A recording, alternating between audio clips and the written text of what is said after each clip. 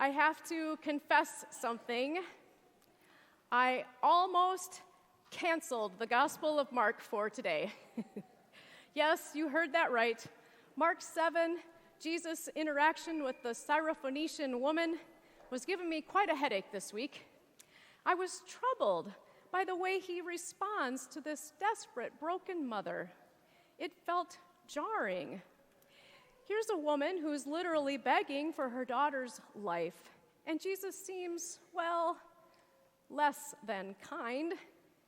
He calls her a dog. I thought, really, Mark? Of all the stories you could share, do you have to include one where he comes across annoyed and rude? I was tempted to switch text, to preach something more comfortable and uplifting, more suited for the mood of rally day. Then I remembered Jacob wrestling with God until dawn, and I decided not to cancel Mark. I decided I would wrestle with the text until it blessed me. And by the end of the sermon, you'll see how I went from canceling Mark to inclusion, and hopefully you'll be blessed by it as I was. Let's dive into this together. Picture this. Jesus is on a break. He's trying to catch a breather from his whirlwind ministry.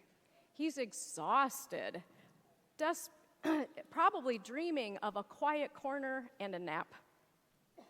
But instead, a mother bursts in, desperate, pleading, crying for help. She's a Gentile, and in the context of that time, that is significant. She's not one of the chosen people or the children of Israel. She's outside the circle called the 12 tribes, who were the ancestors of Jesus. And besides, her people and Jesus' people had been enemies. And Jesus' response to her, let the children, meaning the children of Israel, eat all they want, for it is not right to take the children's bread and toss it to the dogs. Dogs, really? It's hard not to feel uncomfortable reading that. It's harsh. It's almost like he's dismissing her outright. But wait. Before we let ourselves get stuck here, let's pause and see what else Mark says in his gospel. Let's give Mark more of a chance to explain. Just before this, Jesus had performed a huge miracle, feeding 5,000 people with just 5 loaves and 2 fish. Afterward, there were 12 baskets of leftovers. Each basket represented one of those 12 tribes of Israel. It was a powerful sign of God's provision for his chosen people. Then, right after this episode with the Syrophoenician woman, Jesus performs another miracle. It's a little lesser known, but it's the feeding of the 4,000 people with 7 loaves and a few fish. And this time, there are 7 baskets of leftovers. In biblical symbolism, 7 represents completeness. So what does this mean? Well, it means that Jesus' mission isn't just for the Israelites, it's for the whole world.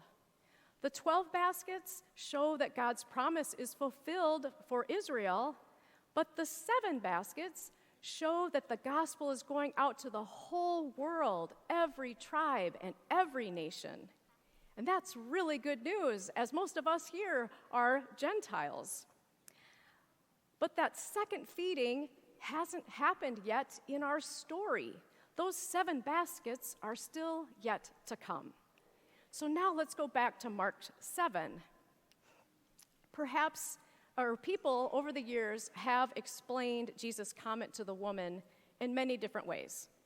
Some say that he used a word that was more like puppy than dog, so that's not really much of an insult. Others think that Jesus was just being playful, and he was setting her up for that clever comeback. No one knows for sure, but it seems like there's a struggle to imagine Jesus as being too human.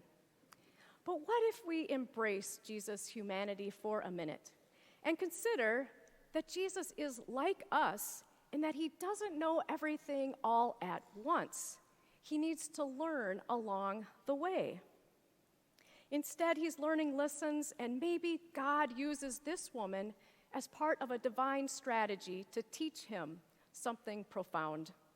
Some have noted that after this conversation, it was a turning point in Jesus' ministry. The Syrophoenician's reply, "Even the dogs under the table eat the children's crumbs," wasn't just clever. It was a deep, faith-filled insight. She understood that even a crumb of Jesus' grace was enough for her. Her faith and her persistence were extraordinary. And they moved Jesus, maybe surprised Jesus. And he commends her for her answer and then heals her daughter. This story isn't just about a mother's plea. It's about the widening of God's grace. Jesus' response to her was part of a growth process. Just as he grew in wisdom and in stature, maybe he was also growing in his understanding of his mission. And he was realizing how expansive and inclusive it really was. This woman opened his eyes. And that message is for us today, too. We live in a world that's often divided and polarized. And it's tempting to shut out those who make us uncomfortable, to cancel people who don't fit our expectations. But this passage is challenging us to do just the opposite. Instead of canceling or excluding, we're called to listen, to engage, and to grow. Think right now of people who have upset or offended you, or those you just don't want to get into it with. What if, like Jesus, they are on a journey of growth, just like you are? What if there's something that we can learn from their perspective? This story invites us to be open, to persist in faith, and to see God's grace at work in unexpected people and places. Thursday night, I went to a town hall called Rural Voice. The topic was how to build more civic-minded communities. Author Brian Kloss was the guest speaker. After the presentation, the moderator, Carrie Miller, went out into the audience for discussion. There was a lot of talk about how people are afraid to get involved because it feels dangerous. They say that people listen only to those who share their political views, and they lash out at those who don't. One man shared an experience of working on a project with people who hold different views than his. He said he was surprised that they learned from each other and they got along well. The key, he thought, was that they were working to solve what he described a real-life problem, and they left politics out of it. The author responded very quickly by saying, by definition, politics is solving real-life problems. That's what politics are meant to do. But unfortunately, too often these days, it's become about winning arguments instead. I can't help but notice that Jesus and the Syrophoenician woman are an example this week of people from two different sides who stick with each other through a tough conversation. In the end, it looks like Jesus flip-flops and shows us the art of losing an argument with grace. Imagine the impact on our world if Christians were known for that kind of humility.